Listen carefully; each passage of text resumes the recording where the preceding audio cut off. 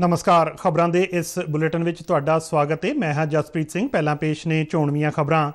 प्रधानमंत्री नरेंद्र मोदी ने संयुक्त राष्ट्र हैडकुआटर में अंतरराष्ट्रीय योग दिवस समागम की कीती अगवाई। 180 तो वध देशों के नुमाइंदियां ने लिया हिस्सा। प्रधानमंत्री ने कहा कि योगा सानू आपस में जोड़ता है ते एकजुटता का सुनेहा दिंदा है।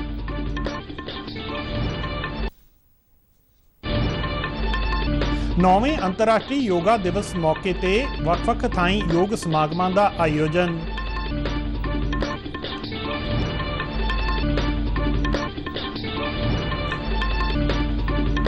उत्तरी भारत का पहला स्किन बैंक नवी दिल्ली के सफदरजंग हस्पताल विच शुरू।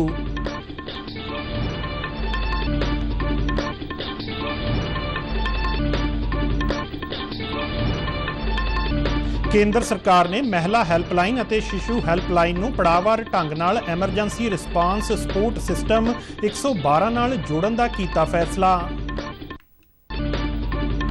मुख्यमंत्री भगवंत सिंह मान वल्लों बाबा बंदा सिंह बहादुर जिला लाइब्रेरी संगरूर वासियां नूं समर्पित।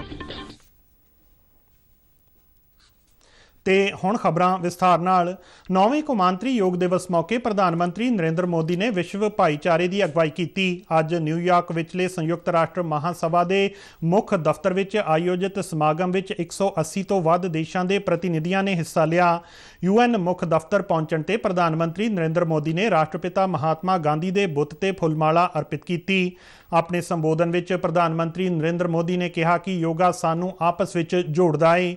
उन्होंने कहा कि योग का मतलब ही एकजुटता है। उन्होंने इस समागम विच वख-वख देशों के आए प्रतिनिधियों का धन्यवाद किया। उन्होंने कहा कि योगा सिर्फ मैट उपर कसरत करना ही नहीं है, ये वधिया जीवन जीउण का एक राह भी है। प्रधानमंत्री ने कहा कि योग भारत तो आया है ते हुण सारे विश्व विच फैल रहा है। उन्होंने कहा कि मोटा अनाज भी सेहतमंद रखण विच योगदान पाउंदा है।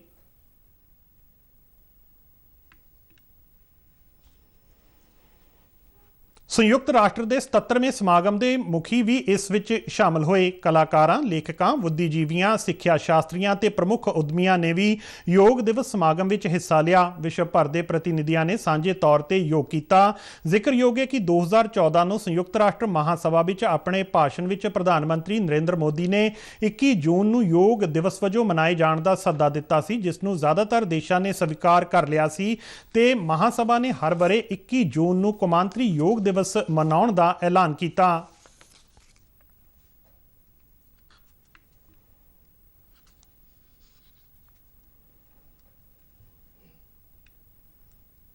Thank you. Your Excellency Chaba Koroshi, President of UN General Assembly, Her Excellency Amina Mohammad, Deputy Secretary General of the Union, His Excellency Eric Adams, Mayor of New York. Namaskar. Friends, on this fine morning, we are gathered here at the United Nations, at the meeting point of entire humanity. In this wonderful city of New York, I know many of you have come here from far away. Most of you have woken up before sunrise and made the effort to come here. सूचना ते प्रसारण मंत्री अनुराग सिंह ठाकुर ने अपने गृह राज हिमाचल प्रदेश विच कौमांतरी योग दिवस समागम विच हिस्सा लिया। हमीरपुर विच होए समागम विच उन्होंने शिरकत की। अनुराग सिंह ठाकुर ने प्रधानमंत्री नरेंद्र मोदी की अमरीका फेरी नूं इतिहासक दस्सिया। उन्होंने कहा कि टेस्ला अते स्पेसएक्स के CEO एलन मस्क वल्लों प्रधानमंत्री नरेंद्र मोदी अते भारत की कारोबारी संभावना की तारीफ देश की लीडरशिप अते खुद प्रधानमंत्री मोदी बारे बहुत कुछ प्रगट करदी है।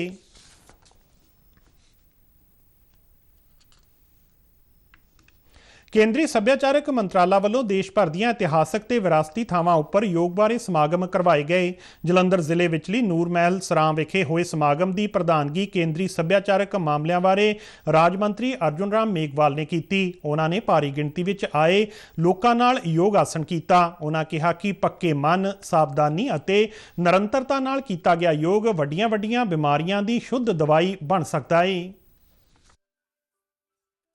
होती है और 5 कर्मेंद्रियां होती है। ये सब योग की एक्टिविटी से ठीक होती है, एक्टिवेट होती है, पॉजिटिव एनर्जी ग्रहण करती है। इसलिए मैं आपको बताने की कोशिश कर रहा हूं कि वी हैव ए 5 सेंसेस जिसको हम ज्ञानेंद्रिय बोलते हैं, और we have a another 5 senses जिसको हम कर्मेंद्रिय बोलते हैं, जिससे हम कर्म करते हैं। ये एक हिंदुस्तान की संस्कृति है। एक हिंदुस्तान ने जिहड़ी सारी दुनिया दे विच योग दा जिहड़ी प्रक्रिया है वो शुरू करवाई है।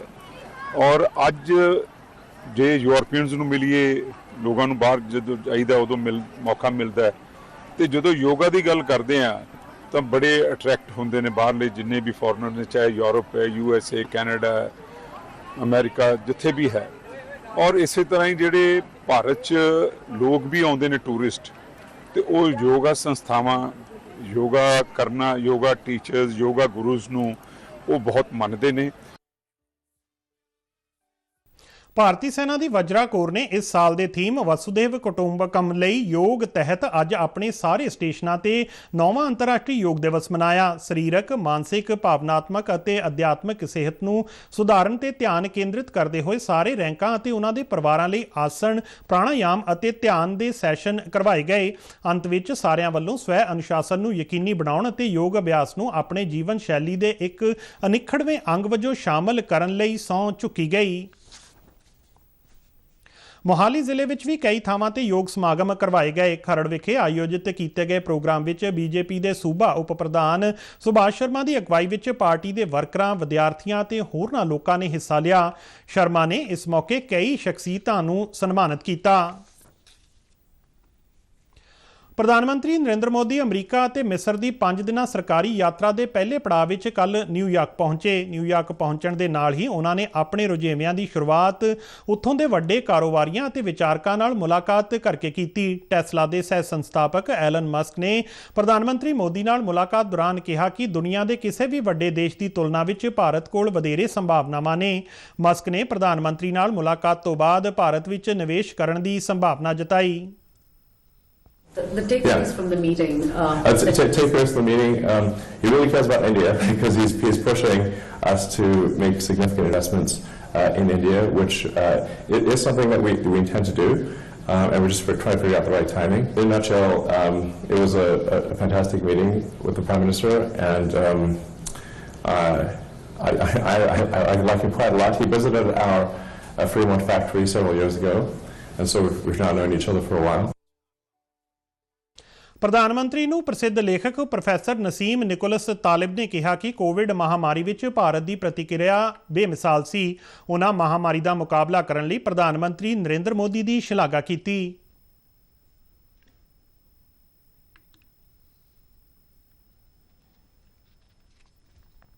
ਪ੍ਰਧਾਨ ਮੰਤਰੀ ਨਰਿੰਦਰ ਮੋਦੀ ਨੇ ਬੁੱਧ ਧਰਮ ਦੇ scholar Padma Shri professor Robert Thurman ਨਾਲ ਵੀ ਮੁਲਾਕਾਤ ਕੀਤੀ ਅਤੇ ਬੁੱਧ ਦੇ ਸਿਧਾਂਤਾਂ ਤੇ ਚਰਚਾ ਕੀਤੀ।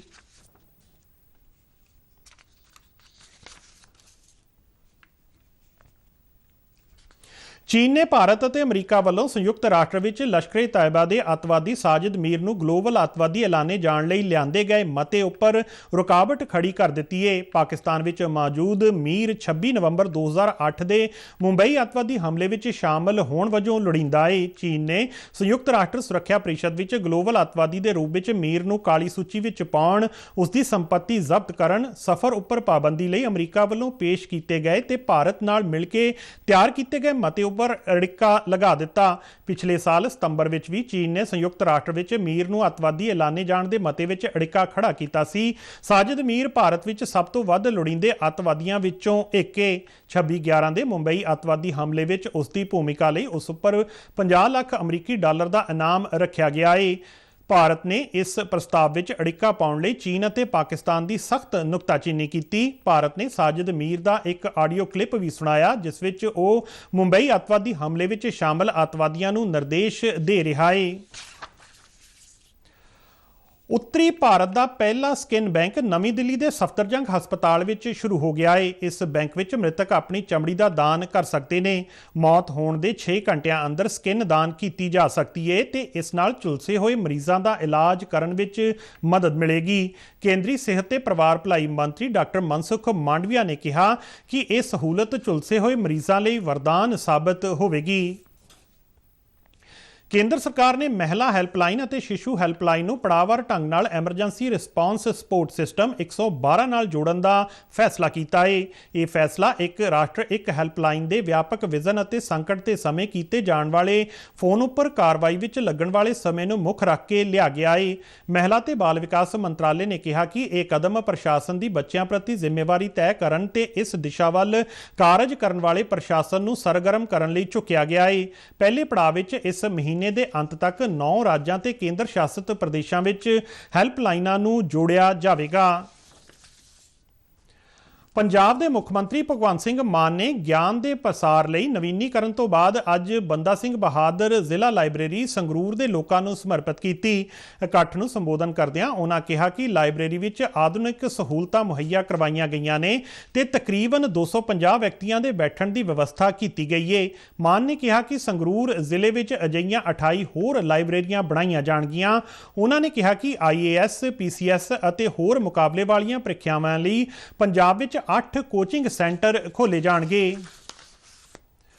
ਪੰਜਾਬ ਖੇਤੀਬਾੜੀ ਯੂਨੀਵਰਸਿਟੀ ਲੁਧਿਆਣਾ ਦੇ ਖੇਤੀ ਵਿਗਿਆਨੀਆਂ ਨੇ ਅਬੋਹਰ ਅਤੇ ਫਾਜ਼ਿਲਕਾ ਦੇ ਵੱਖ-ਵੱਖ ਪਿੰਡਾਂ ਵਿੱਚ ਨਰਮੇ ਦੀ ਫਸਲ ਦਾ ਸਰਵੇਖਣ ਕੀਤਾ। ਸਰਵੇਖਣ ਦੀ ਰਿਪੋਰਟ ਮੁਤਾਬਕ ਡਾਕਟਰ ਜਗਦੀਸ਼ ਅਰੋੜਾ ਨੇ ਦੱਸਿਆ ਕਿ ਨਰਮੇ ਦੀ ਅਗੇਤੀ ਫਸਲ ਦੇ ਅਗੇਤੇ ਫੁੱਲਾਂ ਉੱਪਰ ਗੁਲਾਬੀ ਸੁੰਡੀ ਦਾ ਹਮਲਾ ਹੈ, ਪਰ ਇਹਨਾਂ ਤੋਂ ਕਿਸਾਨਾਂ ਨੂੰ ਘਬਰਾਉਣ ਦੀ ਜ਼ਰੂਰਤ ਨਹੀਂ ਹੈ। ਗੁਲਾਬੀ ਸੁੰਡੀ ਲਈ ਫੇਰੋਮੋਨ ਟ੍ਰੈਪ ਦਾ ਇਸਤੇਮਾਲ ਕਰਨ ਦੀ ਕਿਸਾਨਾਂ ਨੂੰ ਸਲਾਹ ਦਿੱਤੀ ਗਈ ਹੈ।